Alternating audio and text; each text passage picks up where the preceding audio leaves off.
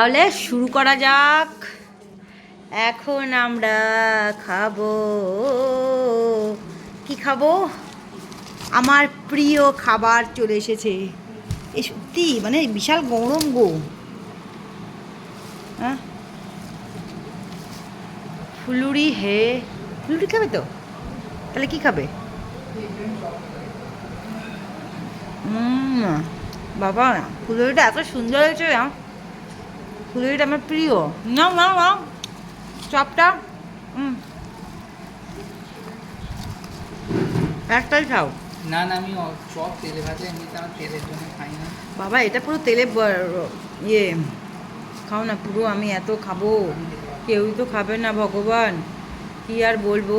আমার জন্য এনেছে একটা না দুটো চপ আর দুটো ফুলুরি, আর একটা আমার বর খাচ্ছে। বরকে দেখালাম না, কারণ বর হচ্ছে আমার বরকে অনেকটা ভাল্লুকের মতো দেখতে, মানে আমার বরের গায়ে চুলে ভর্তি। চাই, কিন্তু বেশ ভালোই লাগছে। একটু চপ খেয়ে দেখুন।